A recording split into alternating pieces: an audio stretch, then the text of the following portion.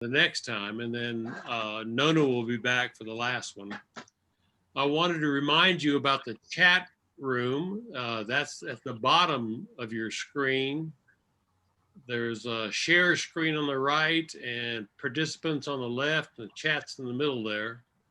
That's the way that you can receive information from us, such as the schedule for tonight and so on, as well as you can post questions or whatever in that chat room by typing it in and then hitting return, and that'll send it to everybody else.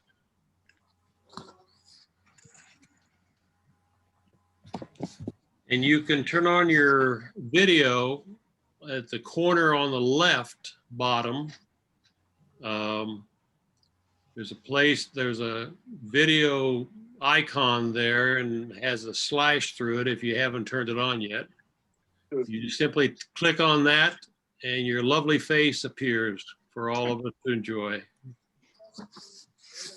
Hello, Heather.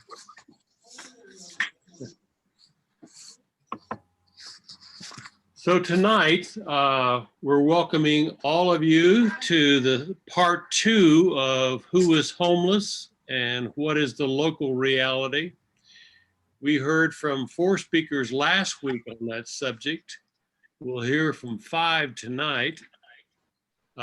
From last week, Kathy Klein from the Pueblo Rescue Mission, Sam Chambers from Volunteer America, Mary Hobbs from the VA Homeless Program, and Sister Nancy Crafton from El Centro de los Pobres, who works with the migrant population. They all shared their story and their programs and their efforts to work with and for the population of people that are unhoused here in Pueblo. Tonight we have 5 speakers who work with additional groups of the homeless population in Pueblo. And again, we thank each of you for your hard work and dedication to your constituents. And we will begin with our first speaker, Maureen White with the YWCA and Domestic Violence Program. Maureen? Thank you. Thanks for having me this evening. So the YWCA, as you're aware, is the domestic violence program here in Pueblo. So we serve women and men and their children who are experiencing some form of domestic violence. We run a 24/7 shelter for women and their children. And we also house men when they are victims of domestic violence as well. Our shelter can currently hold 15 to 20 women and children with the COVID restrictions that we have in place, and we are regularly at capacity, meaning that we have all of our beds full, all of our rooms full. So 15 to 20 women and children in shelter. And a lot of those individuals who come to us are now essentially homeless. They have nowhere else to go because of the abuse that they have experienced. Some of the challenges that we have seen in our community around serving domestic violence victims is the lack of affordable, available housing for our clients to be able to move them from shelter into permanent housing. We've at times have had women there up to 6 months just because we're trying to find them a more long-term place to stay. So our emergency shelter has almost in some instances turned into a transitional living environment, in the sense that, you know, if a woman is needing a safe place to stay, we don't want to just kick her out the door at a certain amount of time. We really want to be able to help them find a location to be. What some of the issues that our women have, one, it's just, I think as everyone is probably aware, or you would be on this call, is just the housing issue in Pueblo. Sometimes just trying to find affordable housing for some of our ladies is difficult. Some other challenges that our clients face when trying to find housing is that some of them leave their situation with only the clothes on their back. And sometimes that's in pajamas and slippers, and they don't even come to us with their medications or their checkbook or their wallet, so they have no identification. And so for them to be able to do processes such as housing or, or even fill out a rental agreement, we first have to try and get them those basic documents so that they can then apply for housing, or if they have a job and can get a rental doing that. That's definitely one of the barriers we find in transitioning women from shelter into permanent housing. Another piece that we have found is for a lot of the ladies that we serve, they don't have a prior rental history in their name. And they find that I could think of a couple of instances where the landlord went rent to them because of that they didn't have a history of it. Or if they did have a history for some, they may have been in that apartment with their abuser, and unfortunately the apartment or the home received some damage, and so they don't have a good rental history in that regards and aren't really able to list people as references on that housing piece. So those have been a couple of the barriers that we've noted in working with individuals. Men, we've also noticed that we've served, I've been with the agency a little over a year now, and we do get men with their children who are needing services. And it is also very difficult to find a long-term placement for single dads with their children who are needing somewhere place to go. Those are often the cases that they end up in the hospitals. We do work with Posada as much as we can to try and get families transitioned into the right setting. But we definitely see a need for more supports around male victims of domestic violence in terms of housing and keeping them safe. I think like many, we've had to utilize hotels in the community frequently, trying to make sure that our clients are safe. And with that also comes a whole list of issues that we face in terms of trying to make sure that their basic needs are being met, that they have a safe place, that they have food to eat. And so those have all been barriers that we've seen over the last year, particularly with COVID in place, just trying to make sure that the individuals that we're serving are safe and hopefully then able to leave their domestic violence situation. So I think that's kind of my basic piece. If anyone has any questions in regards to what we're doing, Thank you, Maureen. We were just looking, it looks like Gary might have got bumped off our internet, or, with technology, it happens. So really appreciate your time. We're going to have some time a little bit later in small groups with folks. So just really appreciate where folks can ask some questions and do some more kind of just talking about the services you provide. Really appreciate you just talking about kind of the difficulty of women who want to be, or even men who want to be in transition, but are stuck in the middle, right, because of the lack of affordable housing. Yes, and it happens way more frequently than I think people realize, just that stuckness of, and in our case, what has happened on a couple of occasions is that maybe an individual returns back to the abusive relationship because they've been with us for so long, they don't feel very optimistic that they're going to be able to move into permanent housing more quickly. And so we have had a couple of occasions where the individual then did return to the abusive relationship just so that they could have permanent housing. Unfortunately, we tend to see those individuals back with us in the future, and we have seen that occur as well. Well, thank you so much for all that you do. And we hope that you'll stick around for a little bit in case you're available for some of our discussions afterwards. I believe our next guest is Charlotte Char Bieber, I'm not sure if she's on yet. She was. She's there. Char, we can't hear you for some reason. Oh, Oh, there you go. There we go. can you hear me now? Awesome.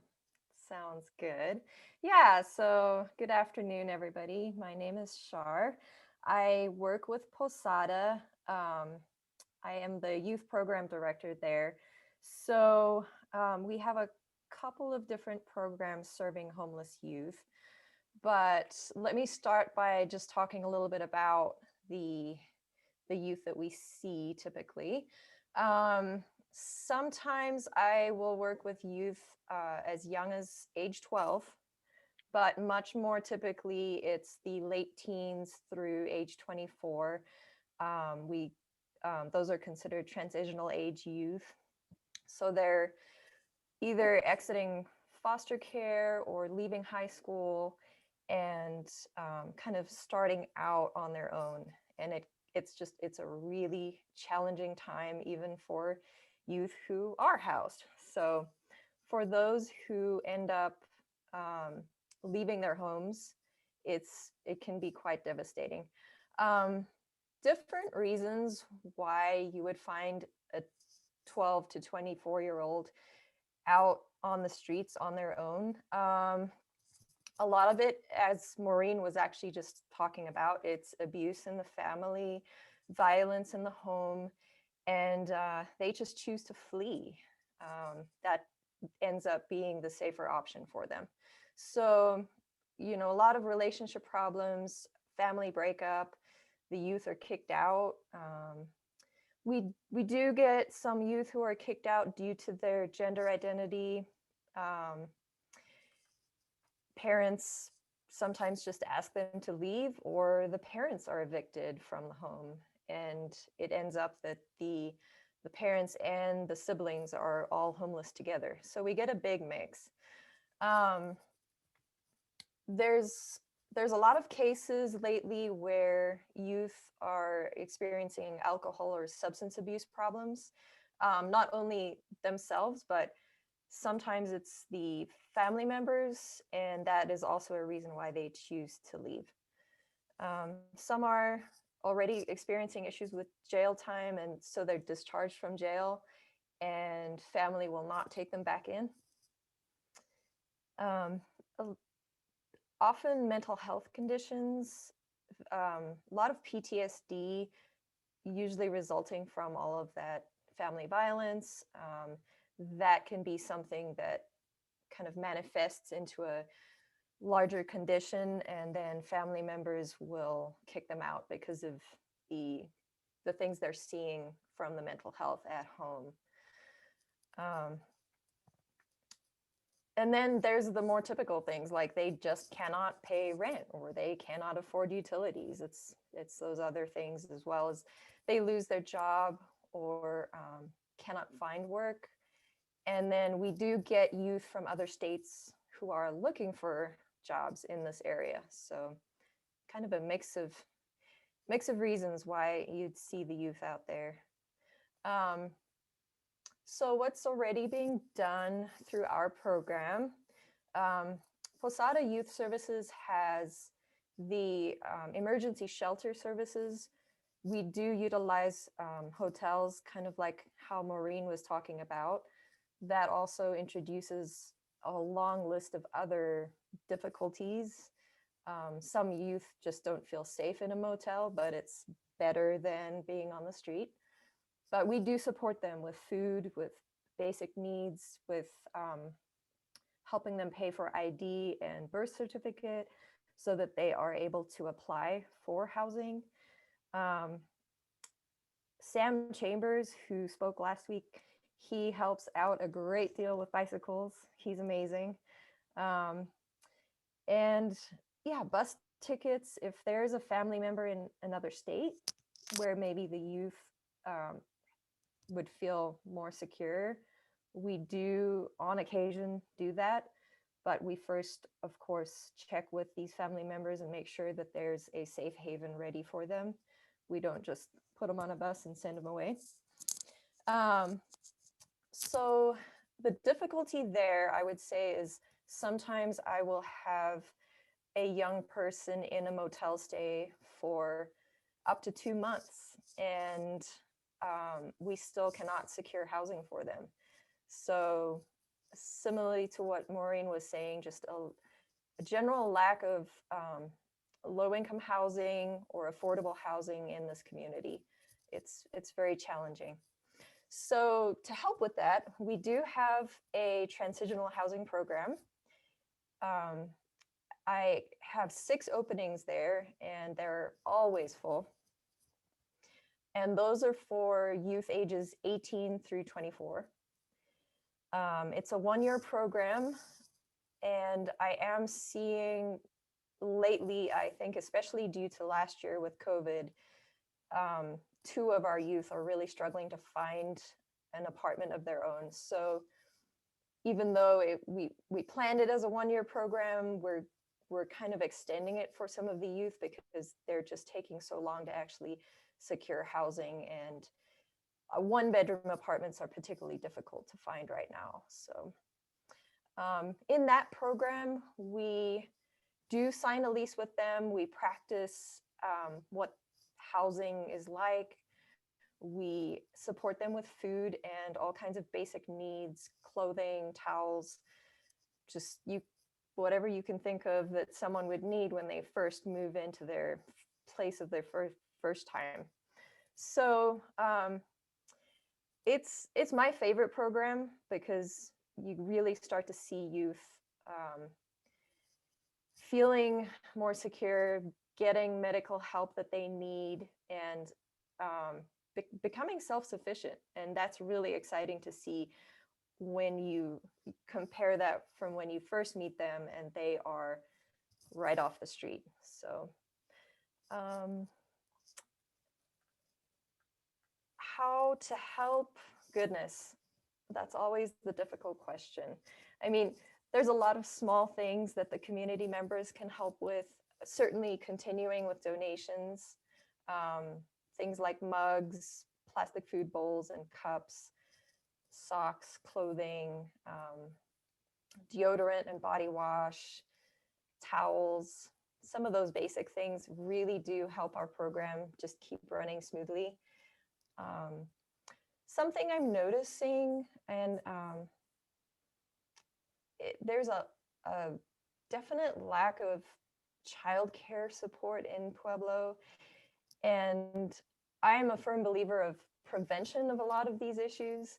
And I just really feel that if we could provide much stronger support for families with young children, families who are working, a lot of my youth tell me of stories where both parents leave the apartment for the day and they're on their own with their siblings. No food, nothing. And they're basically just out there doing their own thing. And I think that if there was greater child care support, we would be bringing up a generation of youth with much better skills and much more able to take care of themselves. So that's just one thought that comes to mind. I think that's, unless anyone has questions specifically. Thank you, Char. Really Thank you. appreciate your ministry to the homeless in our community. And we understand that there's a lot of challenges that face each of these agencies attempting to respond in a helpful way. Our next speaker is Latanya Yarbourgh, who is with Posada also and runs the only homeless program for families. Latanya, tell us about your program. Hello, everyone. Wait a minute. I can start the video. Okay. All right. I'm here. Hello, everybody. Sorry about that. My name is Latanya Yarbourgh, and I am a case manager with Posada. So my program with Posada, well, I actually have 2 programs, but my one program with Posada is I do temporary emergency shelter for families with children. I also do medical emergency shelter. So let's begin with my Families with Children program. So Posada owns its own shelter. We're on the south side of Pueblo, where we have a 10-unit efficiency hotel that we purchased in 2004 to house families with children, specifically that are homeless. So it is my job to try to keep these families that have underage children from sleeping on the street or in the parks or in the car. And believe it or not, that actually happens, that you know, you have kids sleeping on the street. So my shelter is a program. So when we put them into the shelter, the first thing I do is a criminal background check. And if they qualify for our shelter, then they have to agree to the case management, the life skills classes, the savings and budgeting, the, you know, we go over debt. So I do a complete case management course with them to try to help them from homelessness to self-sufficiency in a relatively short period of time, because we say up to 2 months. I have kept people in the shelter longer if they had, if it can be determined that if I kept them longer, that they would go into a permanent housing situation.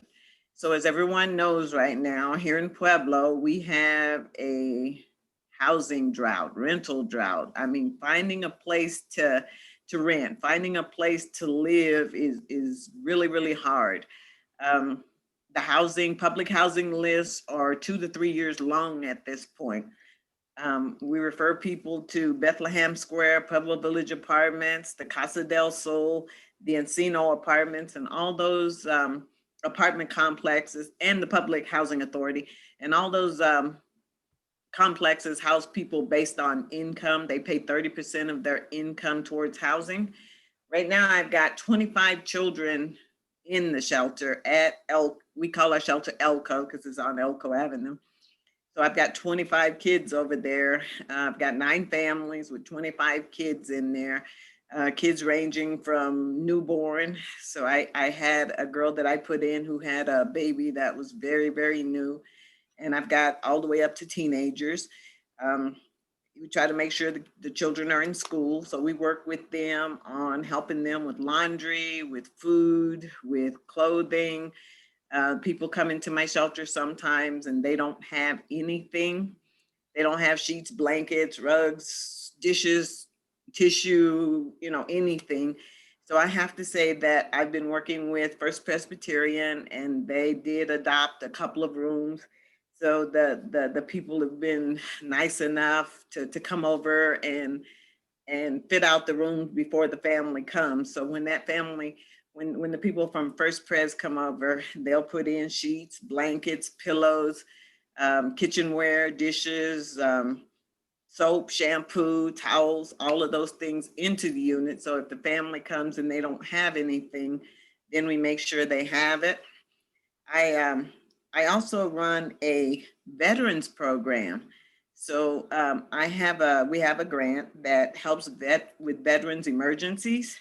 So for that program, I can help with back rent, back utilities, mortgage, that kind of things to help veterans who, and they have to be honorably discharged veterans, to help veterans if they're in an emergency situation.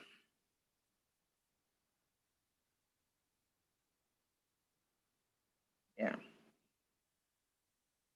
I guess I didn't have 10 minutes worth of things to say. You're doing fine. We happen to be ahead of schedule. I'm wondering if there's any other questions that people might have of Latanya.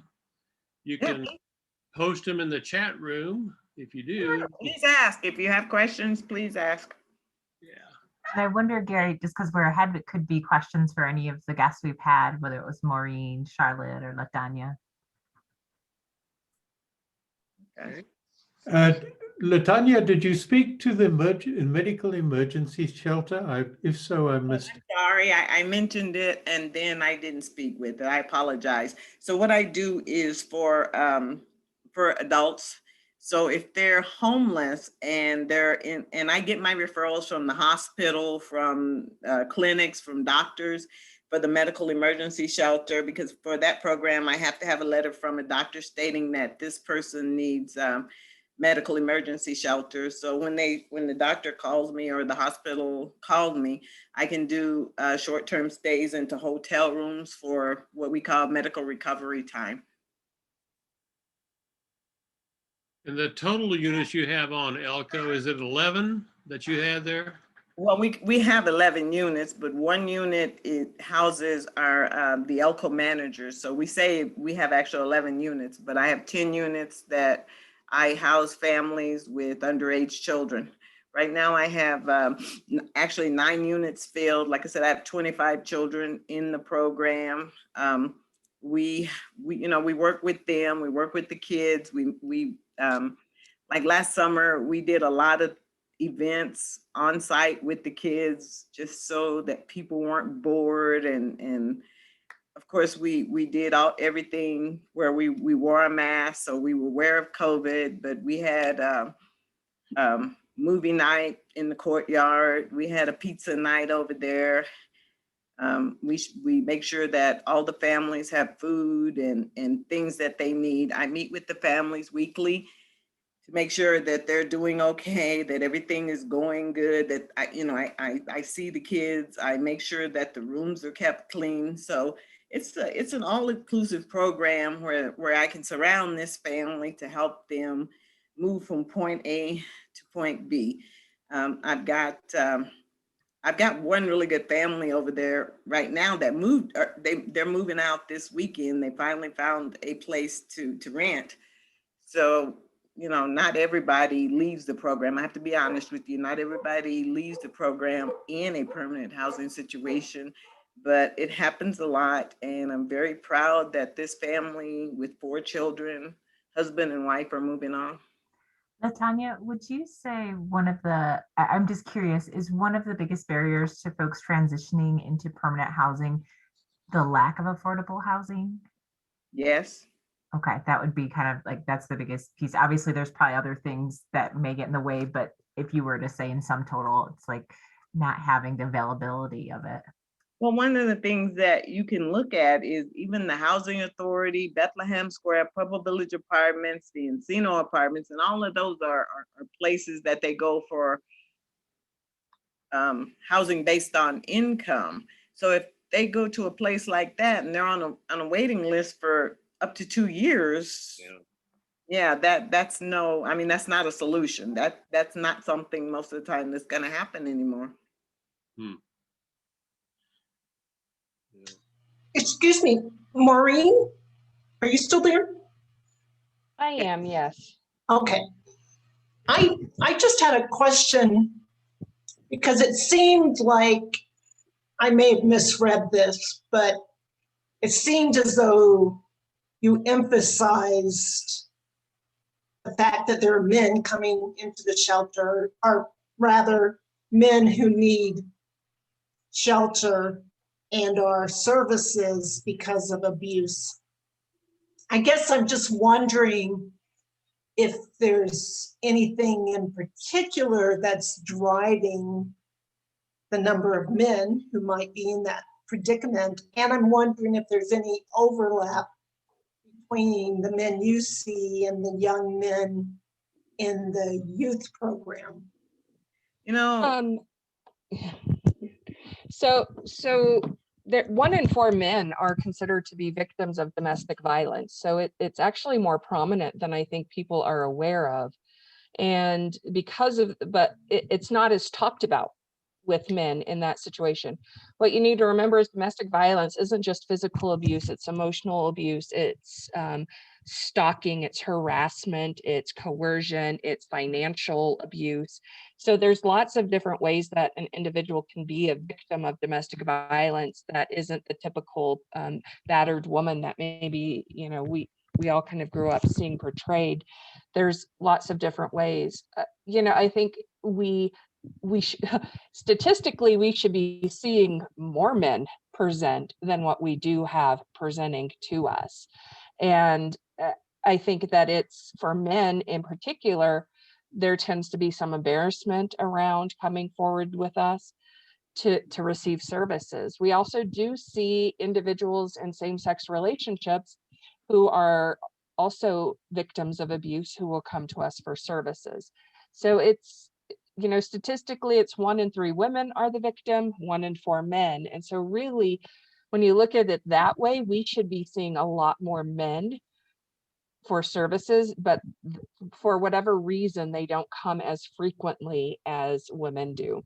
You could assume and make some guesses that that might be because of stigma around a man being a victim. And also, I don't think people always associate our services with serving men as well. No, they into our shelter. We only run a women's and children's shelter, but we do serve men. So I think it's just important to make sure that people are aware of that and that men are victims as well. You know, also in our Posada shelter, in the last few years, we have been seeing a lot of single dads that came into the shelter who weren't necessarily in domestic violence situation, but single dads raising children were in homeless situations. And one of the biggest things that helps create homeless situations is also the lack of childcare. So, you know, I mean, if you can't find childcare, you can't go to work. And that happens a lot. I have a question related to all 3 of the speakers have mentioned putting people up in motels, but my understanding is there's a lot of hotels, motels in town that will not take in homeless people. Is that a problem as far as having that available for your clients? For my program, for my program, it can be, because Posada actually only contracts with 2 hotels here in Pueblo. So the Bramble Tree will contract with us, the Vista will contract with us. I can sometimes get rooms at other hotels, depending on whether they're willing to work with us. And also the Bramble Tree and the Vista have agreed to negotiate a price with us. So if I have to do another hotel room, say the Motel 6, it's almost double the price. Yeah, so they don't, you know, that, and hotel rooms are not cheap. I mean, they charge, I mean, even the Vista and the Bramble Tree charges me $336 a week. So it's really kind of one of those things where, oh my goodness, you know, I've got to do this. I've got to get these kids off the street, or I've got to get this person off the street. So, you know, we have to pay the price, but it's so expensive. Yeah, we've been fairly lucky in terms of hotels. We actually don't use the Bramble Tree or the Vista very often. One of them requires photo IDs. And again, some of our clients don't have photo IDs, so we're not able to put them there because of that. But it would be real convenient for us since they're right across the street. We've had a lot of good luck with the Clarion Inn on Elizabeth. And we've also will at times use the La Quinta Inn as well. They've both been great about allowing us to work with them, have worked with us on pricing for our clients. It's expensive. I think since July 1, we've spent around $11,000 on hotel accommodations for individuals. That's a lot of money. That's a huge amount of money. And I don't have the great answers for it to how to do it, but just really thankful that we have developed those relationships with some of the hotels. Okay, Latanya, thank you very much for your presentation and information that we can learn more about this situation that seems to touch us all as we work together to try to find more affordable housing. It's something that's reasonable and open and available to people that are unhoused right now. Let's move on then to our next speaker, who is Bill Edwards from the Center Toward Self-Reliance. I don't know how many of you know what we do, but our agency, our mission is to work with individuals that have life-altering disabilities, to work with them so that they can become as independent as possible. And the situation with homelessness just exacerbates the problem. One of the my kind of overriding principles to understand comes from Matthew chapter 26, verse 11, which says, "The poor you always have with you." And that seems to be something that's even more so now than when I was a kid. I think a couple of reasons for that is because of the fact that one, 70 years ago or so, when I was a kid, there was more family support that was available for individuals. And there was also more community support. I remember when I was a kid, if I did something that was wrong, my mom knew about it before I got home, because everybody in the neighborhood kind of passed the word down, and there was a support system there. That is not the case now. And because of that, I think the homeless situation, the poor situation, has been exacerbated. I want to tell you a quick story about one individual that we worked with at our agency to kind of will give you an idea of some of the struggles that are there for the individuals with whom we deal. We have a housing voucher program that oversees about 250 vouchers. And we had part of it is a veterans program that we partnered with Mary on. And we had one person that was eligible for a voucher. It took us quite a while to find him. He was actually living in a homeless camp over by the Mission Tortilla factory, and we found him, got him into a apartment. And about 4 days later, the guy that was managing the housing voucher program got a call, and he and I had to go over to the apartment and talk with the person that was the landlord, because the individual that was the homeless man that we'd gotten a housing for, he had been so used to living on the street that when he wanted to cook his meal, he actually started a fire on the kitchen floor, which obviously was disconcerting to the rest of the residents there. And that's kind of not typical of what we have to deal with, but there are some issues that we have to deal with, I think, that are unique. Just to give you a couple of statistics, according to the U.S. Easter Seals from 2018, 17.7% of the U.S. population in that year experienced some sort of homelessness. If you were running statistics, if we had about 300 million people in the US, that meant that about 53 million people during that year were homeless at one time or another. The problem is that out of that group, 42.8% of them, or about 25 million of them, would have had a disability. Now I want to bring it closer to home. And in the county of Pueblo, according to the latest statistics I have from City Stats, 27.7% of Pueblo County individuals identify as having some sort of disability. And that's either through self-declaration or because they are on SSI or SSDI, something like that.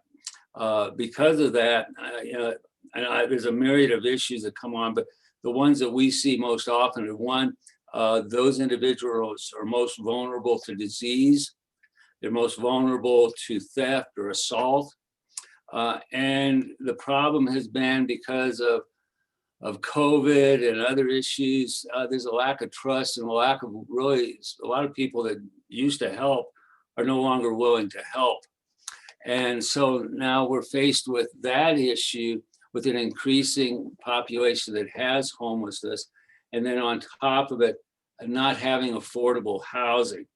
One of the big issues that we look at when we're dealing with individuals is that a number of them are not employed. And even if you get SSI, that's not enough, that's not going to pay the freight. You know, you're getting less than $800 a month for that. And so one of the things we are trying to do is try to help people that are disabled to move off of that role where they are dependent on SSI or SSDI. And some of them don't even have that. And so the first step that we have for them is that we provide SSI, SSDI application assistance. And that's really a struggle now too, because the Social Security Administration has chosen not to be open, so everything has to be conducted by phone. And that frustrates the heck out of me, okay? I don't quite understand that. Our agency has been open the whole time, not completely, but we've had consumers come in and out of our place. And when you go into the Social Security Administration office, they're behind a glass shield, okay? I mean, there's nothing that could go through that shield. Okay? As far as I know, you don't even have to wear a mask behind that. But that's a struggle. And so a lot of them kind of throw their hands up and say, we can't deal with it. So we provide that assistance for them. We also have an employment service specialist that works real close with DVR and with employers in the area to try to help them get employment. But then the other cog in that wheel is we also have a benefits counselor that will work with the individual so that they maintain the max amount of benefits as they're also moving up in the work world. And so we try to get people going that direction so that they're no longer dependent on that dole from the federal government or the state. The other area that's really frustrating for us, and we talked about affordable housing, but I want to throw another cog in here that's for us very difficult, and it's particularly tough during this COVID time. Statistics have shown that the age bracket that has been most affected by COVID are those in the 65 and older bracket, and those that have the highest death rates are those that have been in nursing homes. And if you don't believe that, ask Governor Cuomo in New York State. He's bad on an issue of trying to cover that one up. The problem we have when we're dealing with nursing homes transition is the fact that most of the people that we deal with there not only need affordable housing, but they need accessible housing. And the accessible housing, I'd say probably 30 to 35% of the people that we try to transition out of nursing homes are either wheelchair bound or they need to have a walker to keep them stable. That causes difficulty because a lot of the places are not made for that type of situation. And just an example, and this, I don't do nursing home transition anymore, but I used to do that about 4 or 5 years ago. I was trying to find somebody a accessible living unit out in Pueblo West. The wait list for the accessible units was 8 years. Okay, I don't know what to do with that. I mean, I have no way to even wrap my mind around that. The person would not be able to get out of the nursing home. There's just no way. And so I think that's one of the issues, along with just being affordable. There needs to be a partnership with the industry in terms of, as they're building units, that they not only are units that are affordable, but they need to also be accessible. Without that, we can't transition people out of nursing homes. When there's a pandemic like this, the best thing to do is get them out. And if you can't get them out, then they're stuck in that situation. The third area that we work with is preventive. We have a youth program, and we're working with disabled youth from high schools in the area all the way up through those that are post-high school, trying to give them skills that will help them as they apply for jobs, give them resume building skills, interview skills, help them with applications, the whole 9 yards, trying to get them to a point where they are not going to be, again, dependent upon what the government hands out to them. At the same time, we can also work with them on the SSI, SSDI application and all the other stuff. It's our kind of our goal to try to prevent the problems early on so they don't become issues that the youth are going to have to deal with long term. I think the most frustrating area that we deal with is the mental health component. It's been, for lack of a better word, it's a revolving door where people go into the Pueblo mental health facility. They're there for 60, 90 days. They come out. They're stabilized because they've been on their meds. They come out. Guess what? They go off their meds. They become, out of control. Nobody wants to rent to them to begin with, but they don't even have the capability of finding a place to rent because they don't have that mental capacity. This last Monday, I was out on our property, actually heading over to the post office to mail something. And there was a lady that came up. She was pushing a shopping cart, and I asked her if I could help her. She swore at me real big, which is not unusual. I mean, I've had my staff swear. No, not really. But anyways, but she swore at me. Just carried on for about 4 or 5 minutes.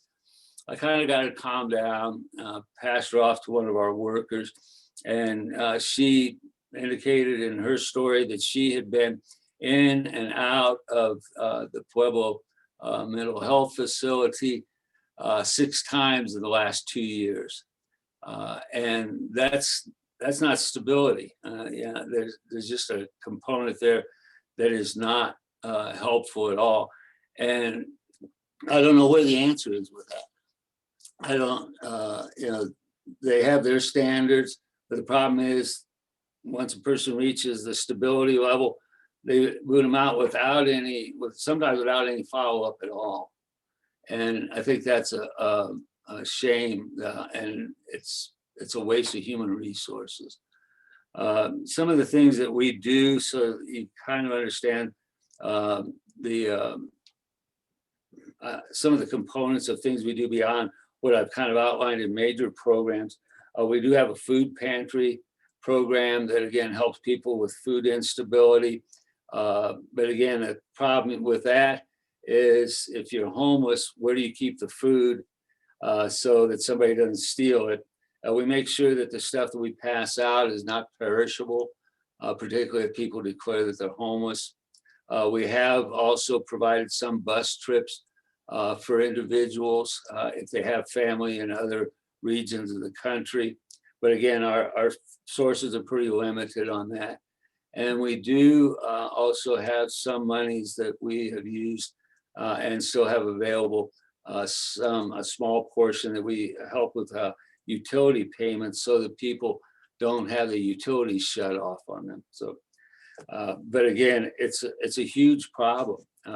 And particularly from our standpoint, we look at it and go, man, just if you look at 27% of the people in Pueblo County have a disability, you're talking upwards of close to 40,000 individuals.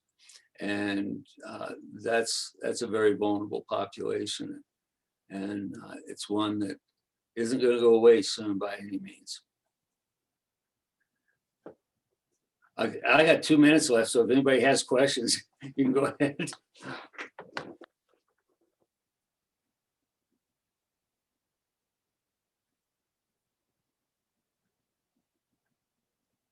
Actually, I have a general question for all the speakers, and that is there any interfacing with communities that care when it comes to the child care need of the homeless and so on? They're certainly working on trying to establish quality child care in town that's affordable, and licensing child caregivers, this kind of thing. I was just wondering if there's any connection, Latanya, perhaps your program? You're gonna have to take yourself off mute. You're on mute. Yeah. Okay, for my program, I of course first referred them to the Department of Social Services for the low-income child care program. And then they are given the list through the Department of Social Services of possible providers. And I know there's a list that is handed out through Pueblo Community College for child care providers. Okay. Can I throw one other thing in? And sure, Bill. Coming off of what you're talking about, one of the areas that we run into a lot, well, not a lot, but enough times that I see it as a problem, is individuals that are trying to provide care for a family member who has dementia or Alzheimer's and or traumatic brain injury or something like that. The services that are there for individuals that also need to work on top of providing for that service it's not there. And that's another end of the caregiving that is just, it's tough. And so the person is faced with, do I leave this person that might wander off at home by themselves so I can work so that I don't become homeless? Or do I stay with that person and make sure they're safe, but then we're both going to be out on the street? Yeah. And that's a tough issue. Sounds like it. Yeah. Thank you so much, Bill. Let's move on to Katrina Chambers with the DHS-CHAFEE program. Hi, everyone. My name is Katrina Chambers. Thank you so much for having me, and thank you for all the work that you guys are doing for our community. So I work with youth that are in the foster care system or have left the foster care system and have emancipated between the ages of 14 and now up to age 24. So my program is a voluntary program, so the youth or young adults have to be engaged in wanting the services in the program. So we really try to work with the youth before they leave foster care to work on, their education plan, employment plan, start all the process of learning those things before they leave care, working on a budget, making sure they know a lot of those life skills. However, unfortunately, a lot of the youth and young adults in foster care don't have a lot of the family supports that you would see in most youth that are leaving at the age of 18. They've been saying their whole life, I can't wait till I'm 18 and I'm out of here. And then they leave and the reality sets in that, there isn't affordable housing, which I've heard many times is definitely an issue. The wait list just to get into an apartment, waiting a month or two to be able to get it, even on a wait list is definitely a struggle. But I think that's the hardest thing for the youth and young adults that I work with is also the hopelessness that they have to move out on their own and be successful. When we call around to apartments and, it's $850 for a efficiency apartment, can be a huge struggle. How am I supposed to work minimum wage and maybe take a few college classes and be able to afford this? So just trying to work around that, how we're going to get them through that. So that's kind of what my program does, is help them kind of work through some of those things, see if we can find resources. Char at Posada is absolutely amazing. So shout out to her. But yeah, I think most of the young adults and youth that I see leave foster care that are successful have supportive adults in their life, and not necessarily ones that were paid to be in their life. So maybe if we're able to connect them with somebody at their church, former foster parents, maybe former teachers, that really can be that support for them when they possibly fall. I mean, we've all made mistakes as we move out on our own, but definitely those are the things that I see. And then a lot of the landlords can be picky about who they allow to have, you know, who they pick to get the apartment. So a lot of the youth, they don't have anyone to co-sign for them. They're not going to have a rental history if they're just leaving foster care. And then they say, okay, well, now your deposit is probably going to be double because you don't have those things. I've had a couple of kids where, or at least one youth in particular recently, where she was in a domestic violence situation and she had to call the police, and now she's getting a 30-day notice because she's not allowed to have the police called while staying there. So just some of those things, and you know, they don't know, you know, she's a young adult, she's like, what am I supposed to do? So just I think the landlords can be picky right now, and they know that. And you know, $650 a month to rent a room where you share a kitchen and a bathroom with 4 other people is difficult. It's difficult sometimes to be able to get along with that many people, and that's even signing a year lease, so they're really stuck there for that year. So I guess those are some of the things that I've seen with the youth that I work with. Some things that are being done, we definitely are working hard, legislation and stuff to get more vouchers for youth that are leaving foster care, so that they have maybe a little bit of a fallback. These youth can't go back home, you know, they can't go back in the foster care system once they've left. So a lot of times, you know, something happens, you're able to go back home for a little while, get back on your feet. These youth don't really have that opportunity to do that. So definitely the connections with people, we're working on that all the time, making sure they know who their supports are, teaching them younger about what's going to be expected when they move out on their own, what that lease is going to look like. We do help a little bit with usually their deposit or first month's rent. We obviously can't pay their rent every month.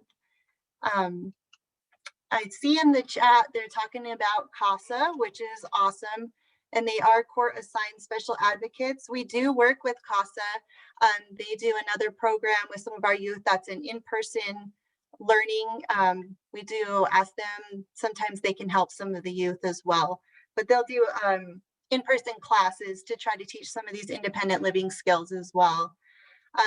Also, we partnered with CASA and Armor Storage, and we have a very small storage unit where we take some donated, lightly used furniture and things that the youth may need when they move out on their own, some household things, pots, pans, and then the youth are able to go in there and kind of shop for what they need. So that's been awesome. So that's something that they don't have to buy right away, that when they move into their apartment, they actually have some of these things. So, and I was just reading the comments. Is there any questions or?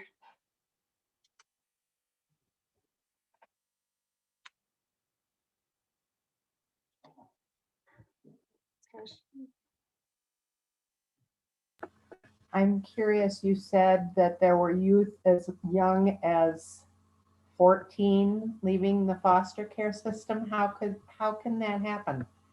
I mean, No, so the 14-year-olds are still either in foster care or kinship. So I'm able to start working with them at that age to start preparing them to leave the foster care system. No, they're not leaving until they're 18. Okay. And sometimes they do are working on things. Sometimes they're not leaving until they're 21. Good to know.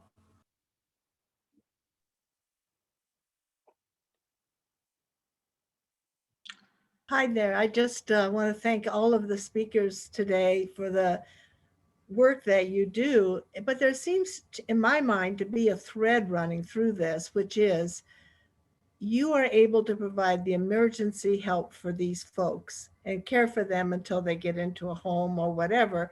But then there can be other issues in life. It just seems to me this is a faith group that has come together that we need to spend some time understanding how we can be good mentors. You know, we've got a lot of retired folks in our churches, right?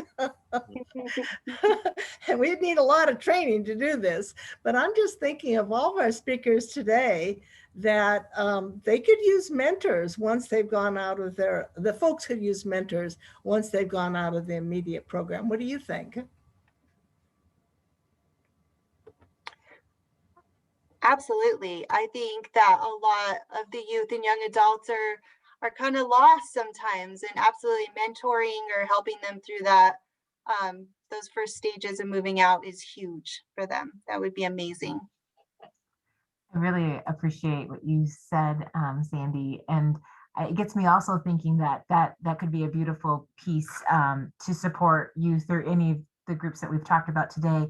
And at the end of the day, it feels like there's still these systems that are working against them, whether it's landlords that are willing to take different groups in that have different vulnerabilities, or just the ability to pay the rent that's owed. And I just wanted to, Katrina, if you had thoughts about like some of the barriers that exist for particularly your population, and what might, like a group of us who are looking at systems change and policies, is there like something that you might suggest or thought about as you kind of go up against the same kind of challenges?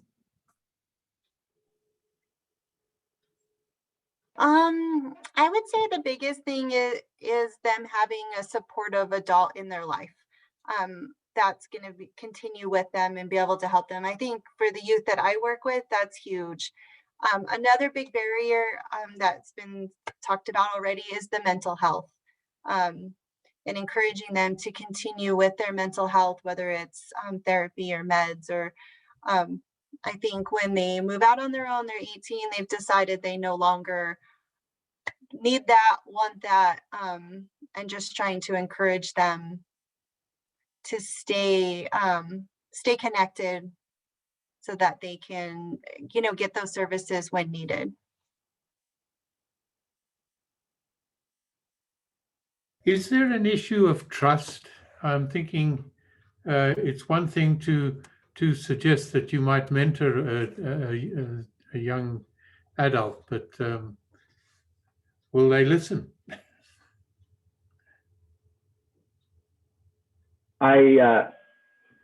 It might be a matter of you listening to them rather than them listening. Sometimes that's the support, especially youth may need. They can't be vulnerable with peers in the same way, especially I'll speak for young men. It's tough to be vulnerable with peers when you're a young man. And sometimes if you have somebody who's already moved through all those phases of life ahead of you, you can open up and have them hear you in a different way than you can your immediate age peers.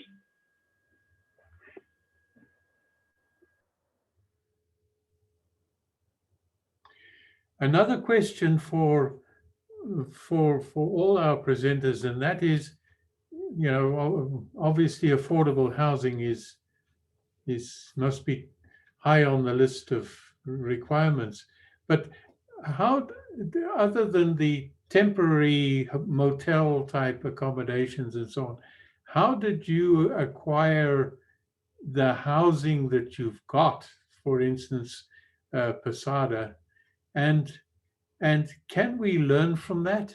And have we learned from other cities? I've heard that Canyon City, for instance, about 2 or 3 years ago, had built an apartment complex for the homeless, and there's in some way, I haven't found out how they went about it, but how does one go about doing this sort of thing?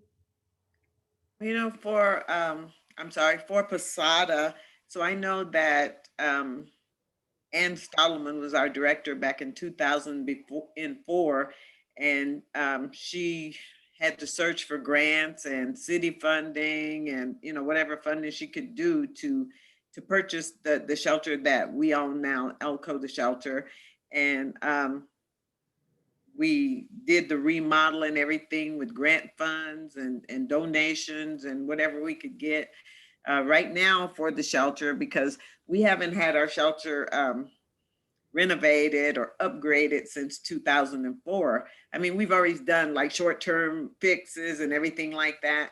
So now and from what I understand, the grant has been somewhat approved for a total remodel of Elko. So we're gonna get new heating systems, but also, you know, are you aware that Posada built a apartment complex? It's been what, 15 years ago? It's the one on over in Belmont called Rio Sacramento. It's a 40-unit apartment complex that they purchased with tax credit project funds. And right now, Kim is looking at other places that she can develop. So we're looking into that. It's just nothing that's going to happen tomorrow. Yeah.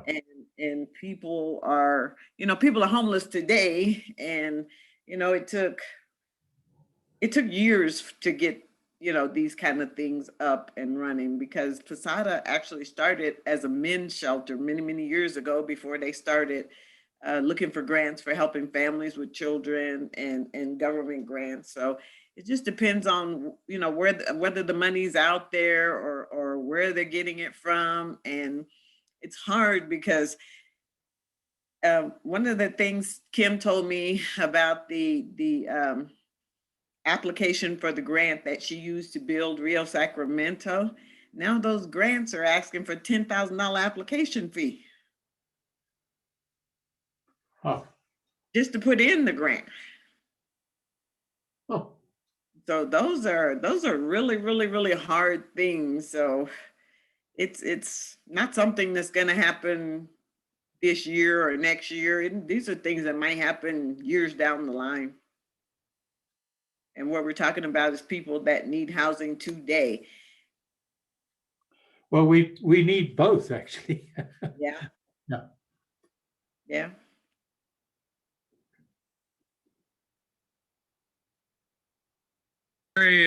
You all have been very helpful in these questions and the responses, and I see a lot of chatter going on in the chat room between the two folks, the speakers and the participants. At this time, we need to break into a small group time together. We've posted in the, or I will just now, this is the question for the breakout room. Which of the programs we heard about tonight seem to be working on the causes of homelessness, and which are responding to the consequences of homelessness? Those are two different things, as we all know. Some programs are addressing the immediate concerns of the homeless, the needs, the essential needs and critical needs of the homeless. Other programs are trying to tackle the preventative causes and the things that can begin to address the whole issue of homelessness in a way that addresses systems of our government, of our educational system, of our economy, all those kinds of questions that factor into this very complex issue. So let us spend some time in 15 minutes as we break into small groups that will be provided for you in a minute and respond to this issue of causes versus consequences.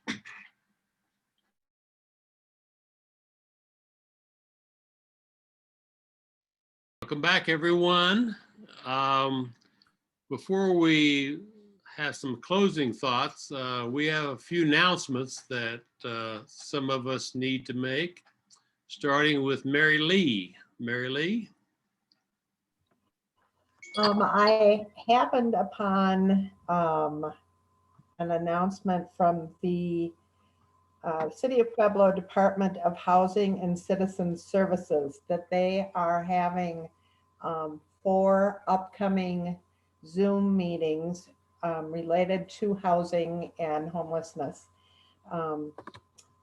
They are Tuesday, March 16th and March 23rd at 2 p.m. and Wednesday, March 17th and 24th at 10 a.m.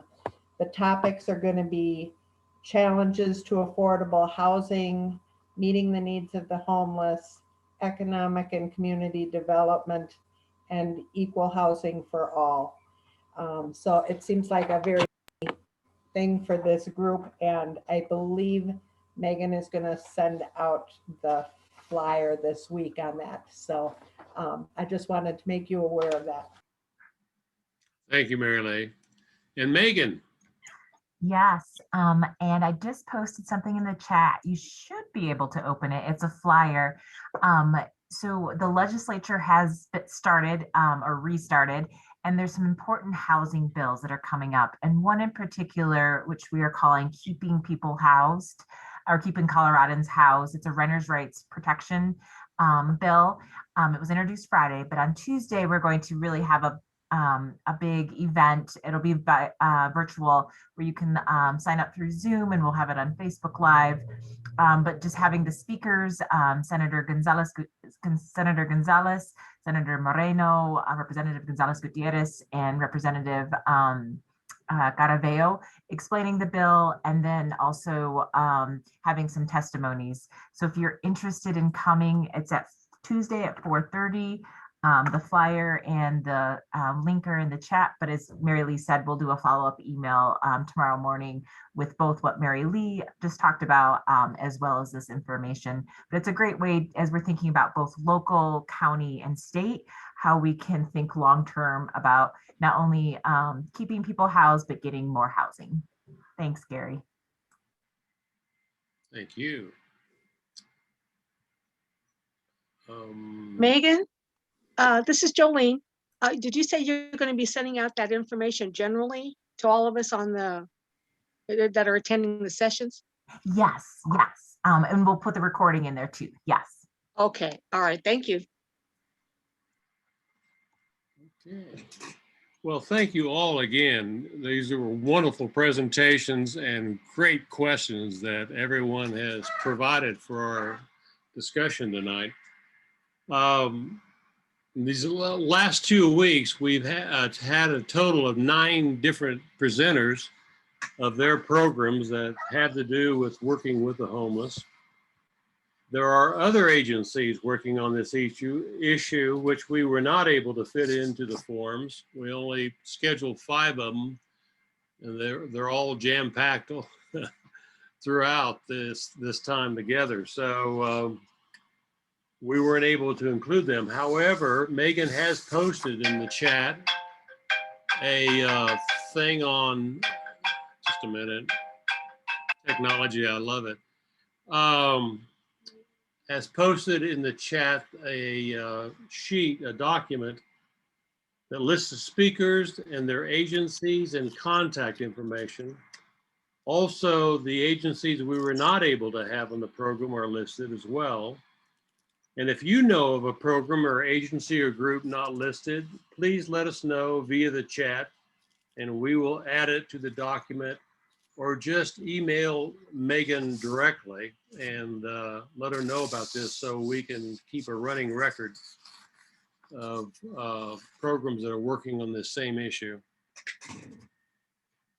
Looking toward next week, we will discuss some programs in place to help provide permanent housing. They will be looking at what is making these programs successful and what is hindering their effectiveness. In other words, why is it so hard for the homeless to become housed? We look forward to seeing you all next week. We hope you'll join us. God bless.